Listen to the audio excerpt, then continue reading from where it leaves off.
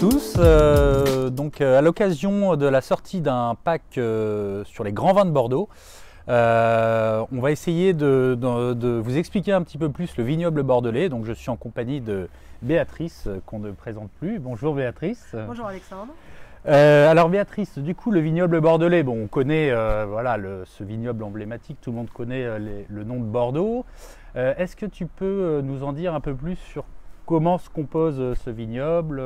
Il y a plusieurs rives, je crois. Il y a une rive gauche, rive droite, c'est ça? Ah ben voilà, tu sais déjà beaucoup de choses. L'idée, c'est de se dire que c'est un vignoble qui est grand. 118 000 hectares, c'est vraiment le plus grand vignoble d'appellation d'origine contrôlée en France. Et en effet, il y a une partie avec la Dordogne et la Garonne qui vont faire ces deux rivières qui vont bien découper le vignoble, de ce qu'on appelle la rive droite du côté donc de Libourne et la rive gauche du côté du Médoc. Okay. Donc, tu vois, il y a déjà des lieux géographiques faciles pour se repérer, comme l'estuaire de la Gironde et les deux rivières. Ok. Donc, rive gauche, rive droite. Il y a une question de cépage aussi au niveau de ces deux rives. Oui, on va adapter. En fait, tu sais qu'à Bordeaux, il y a une trilogie de cépages. Les cépages noirs et les cépages blancs. Les cépages noirs, on est sur les Cabernet Sauvignon, Cabernet Franc et Merlot. Et puis les cépages blancs, le Sauvignon blanc, le Sémillon et la Muscadelle. Et si on parle rouge, parce que rouge représente quand même pas loin de 90% de la production à Bordeaux, donc c'est quand même très important. Et du coup, on a une forte dominante Merlot sur la rive droite, c'est-à-dire la partie Saint-Émilion, Libourne, Pomerol, et la partie gauche, donc le Médoc, avec une forte dominante de Cabernet, en particulier de Cabernet Sauvignon. Ok, donc si on aime les vins très tanniques, plutôt se porter sur la rive gauche. Voilà, les vins Bordeaux. Plus structurés, les vins plus charpentés, on est sur la rive gauche. Et les vins plus souples, un peu plus, on va dire, soyeux, sur la rive droite. Après, sur la rive gauche, il ne faut pas oublier qu'on a les graves. On parle de Médoc, mais quand on descend juste en dessous de la ville de Bordeaux, on part sur les graves. Et dans les graves, c'est quelque chose d'un petit peu plus intermédiaire. C'est-à-dire qu'on a du 50-50 en gros. Souvent, les deux Cabernets font 50 et le Merlot font 50. En moyenne, hein. Je ne vais pas rentrer dans les détails. Mais ce qui fait des vins à la fois structurés et en même temps qui ont une certaine souplesse. Ok. Et alors, au niveau des classements à Bordeaux, comment ça se passe? Parce qu'il y a des grands crus classés, des crus bourgeois, c'est un petit peu complexe. C'est un peu complexe, système. En effet. En fait, il y a des classements différents suivant les régions. Ça, c'est un peu spécifique à Bordeaux, en effet. Si on fait un petit parallèle Bourgogne, la Bourgogne, ce qui est valable à Chablis, est valable jusqu'à quasiment, allez j'exagère, mais jusqu'à Lyon. Et puis à Bordeaux, eh bien d'origine, il y a eu ce premier classement, 1855, qui en fait classe principalement des médocs. Parce qu'on n'appelle pas ça le classement des médocs, mais ça s'appelle le classement de 1855, qui a classé en rouge 99% de vins du Médoc. C'est pour ça que je te dis qu'on pourrait presque l'appeler comme ça. Et des vins blancs, et par contre des vins blancs liquoreux, et qui eux sont situés dans la région des Graves, et plus précisément à Sauternes. Voilà. Donc un premier classement, 1855, et tu as mentionné tout à l'heure cru bourgeois, en effet ça en fait partie. Ce qui s'est passé, en fait, pour faire court, c'est qu'il y avait comment on appelle ça, une exposition universelle qui allait être faite, et on a demandé, ce qu'on appelle à la place de Bordeaux, en fait, aux négociants de Bordeaux, d'établir une hiérarchie et de dire quels seraient les plus beaux châteaux dignes d'être représentés à cette exposition universelle. Donc ils ont fait un classement en différents niveaux. Les crus paysans, les crus artisans, les crus bourgeois, les crus classés. D'accord. Donc ça, c'est déjà cette hiérarchie-là. Les crus classés dont on parle, et là, vraiment, le pack aujourd'hui, il reflète ce genre de produit, c'est-à-dire le haut de gamme de ce qui est produit à Bordeaux. On a, sur le classement de 1855, déjà 5 niveaux sur les crus classés. Premier grand cru classé, alors les 5 ultra connus, Château Latour, Château Lafite, Rothschild, Château Mouton Rothschild, Château Margaux et Château Aubryon. D'accord. Petite quand même remarque pour les experts, Mouton Rothschild en 1855 n'en faisait pas partie. Il était second. Et il y a eu l'unique modification de la classification de 1855, un passage de Mouton Rothschild de second à premier. Et Aubryon, particularité, qui est un grave et qui est quand même classé parce qu'il était déjà incontournable en 1855. Donc on a ces premiers grands crus classés qui sont là. Et puis après on a des deuxièmes grands crus classés. Par exemple Cos d'Estournel à Saint-Estèphe. Et puis bon, il y en a 60. Je ne vais pas évidemment te faire la liste des 60. Mais certains sont 3e grand cru classé, 4e grand cru classé, 5e grand cru classé. Ok. Ça, c'est les 60 châteaux des grands crus classés. Juste après, on a les crus bourgeois. Donc les crus bourgeois, tu vois, il y a 3 niveaux. Cru bourgeois supérieur et cru bourgeois exceptionnel. Donc ça représente entre 240 et 260 châteaux environ. Il y a une liste qui est revue régulièrement, mais bon, le dernier classement, un petit peu compliqué. Il y a eu 2003, annulation du classement, 1932, il n'était pas vraiment officiel non plus. Donc c'est un peu plus compliqué au niveau des crus bourgeois. Et alors tu me parlais des sauternes dans la classification de 1855. Oui, tout à fait. Il y a eu des blancs qui ont été mis en avant, des blancs liquoreux. Donc si tu veux, il n'y avait vraiment pas de bagarre. Hein. C'était vraiment, il y avait les rouges, il y avait des blancs liquoreux. Et en effet, ils ont fait une hiérarchie pour Sauternes et Barsac. Petite particularité de Barsac, c'est qu'en fait, c'est une commune qui est une enclave à l'intérieur de Sauternes. Donc par exemple, les vins qui sont à Barsac peuvent décider de s'appeler soit Barsac, soit Sauternes. Ils ont le choix.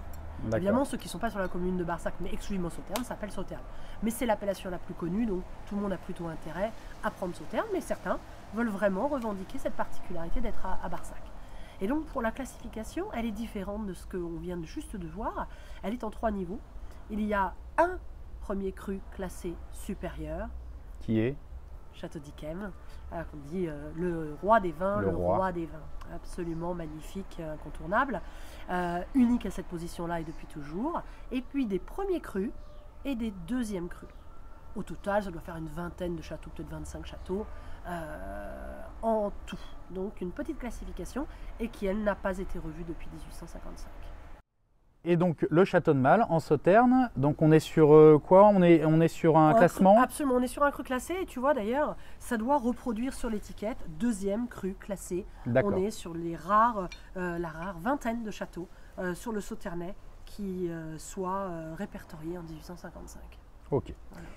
Donc le coffret des grands vins de Bordeaux, hein, donc le château de Malles qui compose ce coffret. On a également le château Bechevel, qu'on ne présente plus, en Saint-Julien. De 1855. Voilà. Un superbe Pomerol, Château La Rose-Figeac. Oui. Et le Châteauillon Figeac, Saint-Émilion Grand Cru classé. Et alors, donc, pour composer ce coffret, on a 2 petits nouveaux, non des moindres. Oui. Le Château Carbonieux, en Pessac-Léognan Grand Cru classé, en blanc et en rouge. Alors Béatrice, Pessac-Léognan, du coup, en termes d'appellation. Là, c'est encore quelque chose d'autre. En 1959, donc, les graves qui avaient été un petit peu exclus de la classification se disent quand même, nous, on aimerait bien aussi avoir cette classification. Ils en font une à eux, beaucoup plus simple. Ils arrivent 100 ans plus tard, donc forcément, on essaye de faire simple. Et ils vont faire une liste de crus classés en blanc et une liste de crus classés en rouge. C'est pas parce que tu es classé en rouge que tu vas l'être en blanc. Il n'y a que 6 châteaux qui ont ce privilège d'être classés dans les 2 couleurs. Certains ne sont classés qu'en blanc et d'autres qu'en rouge. Carbonieux en fait partie, donc c'est un vrai plaisir. Et donc c'est la seule région où finalement on a classé des blancs et des rouges. Là, Grave a les 2. Grave, je dis, mais en même temps, tu vois que c'est marqué Pessac-Léognan. Et en même temps cru classé de Grave. Donc forcément, ça peut être un petit peu, prêter à confusion, compliqué à comprendre. Ce qui s'est passé, c'est que quand il y a eu le classement en 1959, on s'est aperçu que tous les châteaux qui étaient classés étaient tous finalement relativement proches géographiquement les uns des autres. Et très proches de 2 communes que sont Pessac et Léognan. Et il y a eu un monsieur qui s'appelle André Lurton qui a été à l'origine un petit peu de cette idée-là et qui s'est battu pour ça et qui a décidé que peut-être ça serait bien de changer d'appellation et de proposer une appellation pour ces crus classés. Et en fait qui regroupe tout le nord de l'appellation que sont Pessac et Léognan. Ça a vu le jour en 1987. Ce qui veut dire que tous les crus classés de Grave sont devenus des Pessac-Léognan. Mais petit parallèle, tous les Pessac-Léognan ne sont pas des crus classés de Grave, puisqu'il y a quelques châteaux qui se retrouvaient voisins des crus classés et qui ont changé d'appellation. Mais fort souvent, sur les étiquettes, tu verras la notion marquée de grand vin de Grave, voilà, parce qu'on a quand même le terroir et un côté historique sur Grave que tout le monde connaît. Pessac-Léognan, finalement, n'est pas encore complètement aussi connu. Et du coup, ils font une référence à leur terroir initial, que sont les Graves. Ok. Voilà. Un petit accord mets et vins sur ces deux vins, en blanc. Il y a plein de choses. On est sur la grande finesse. En même temps, la capacité de produire ces crus classés avec beaucoup de puissance de goût, mais en même temps beaucoup d'élégance. Sur un blanc, moi je pense qu'on reste assez traditionnel avec un poisson, et un poisson plutôt, je dirais, noble, par exemple du bar. Joli bar avec bon après suivant les saisons évidemment, mais des petits légumes, les petits légumes de saison, une petite sauce légèrement, un petit beurre blanc peut-être par exemple, sur l'hiver, sur l'été, quelque chose un petit peu plus citronné. Et pour le rouge? Alors pour le rouge, on peut être très traditionnel avec par exemple une côte de bœuf. Et puis sinon, si tu termines ton repas avec cette petite merveille, et ben écoute, un plateau de fromage.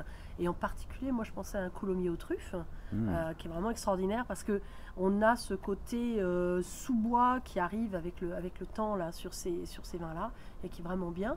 Si tu trouves pas de coulommiers aux truffes, il y a le coulommiers au poivre qui est pas mal aussi. D'accord. Ça peut être une tentative.